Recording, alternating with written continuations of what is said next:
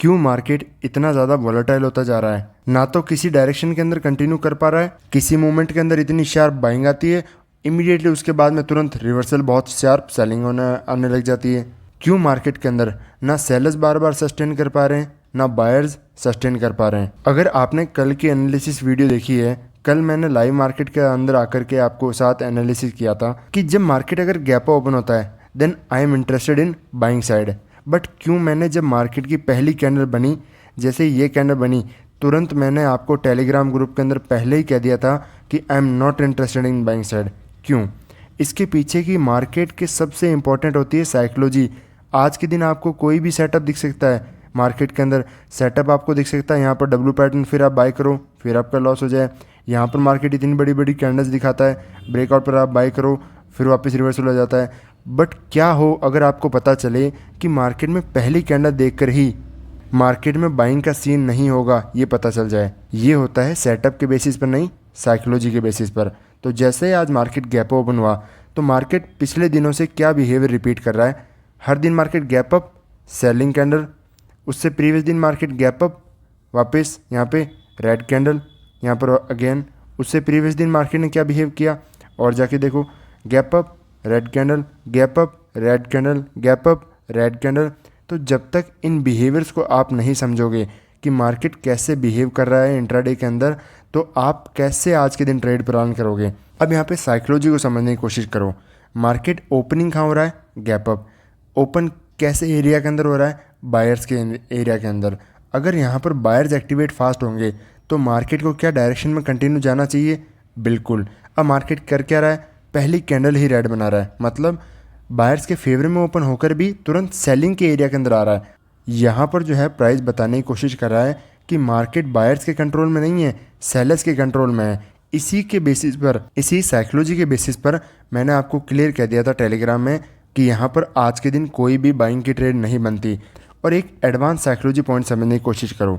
जब पहली candle red बन गई तब क्या आपको लगता नहीं है कि हर कोई यहाँ पर बाई करने की कोशिश करेगा?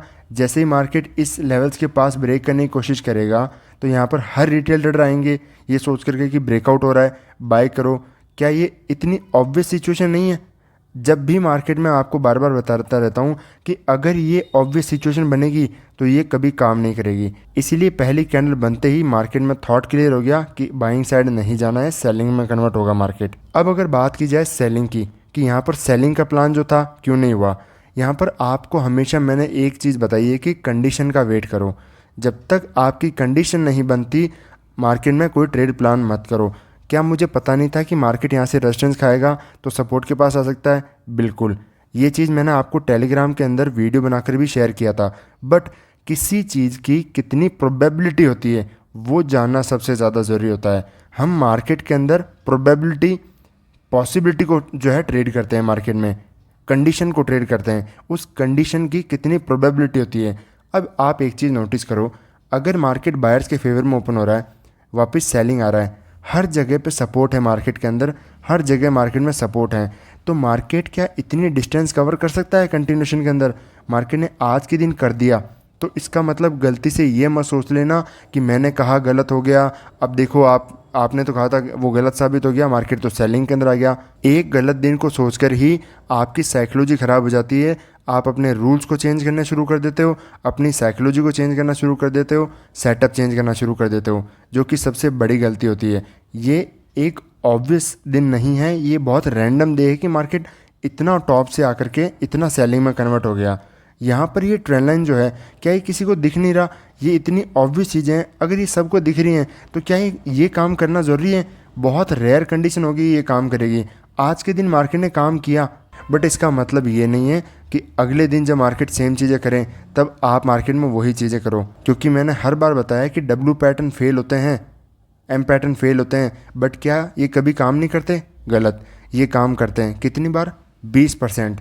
अगर कोई चीज़ 20% काम करती है, 80% टाइम फेल होती है, तो क्या आप इस चीज़ पर रेगुलरली ट्रेड करना पसंद करोगे?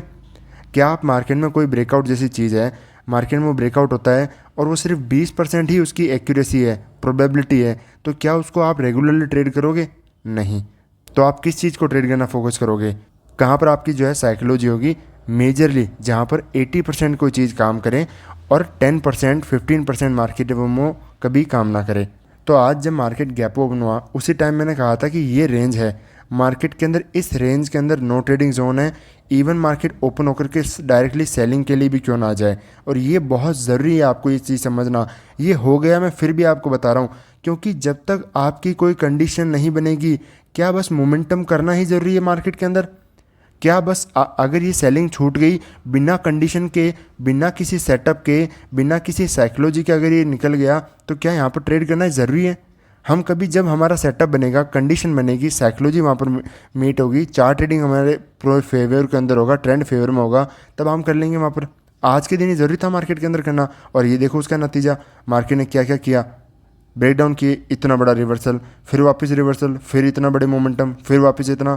तो आपको लगता क्या है मार्केट क्या करने की कोशिश कर रहा है? मार्केट जब खुद डायरेक्शन लेस है तो मार्केट ऐसा ही बिहेव करेगा। और अगर मार्केट को सेलिंग के अंदर आना ही है, सपोज़ हमें सेलिंग करना ही है, बाइंग का थॉट तो ओपन होते ही मार्केट के अंदर क्लियर हो गया कि मार्केट में अगर इस लेवल से मार्केट डायरेक्ट नहीं जा सकता तो हम बाइंग नहीं करेंगे। अब अगर हर डिप पर आप बाई कर रहे हो, हर डिप पर बाई कर रहे हो, हर डिप पर बाई कर रहे हो, गलत, बिल्कुल गलत ये चीज़।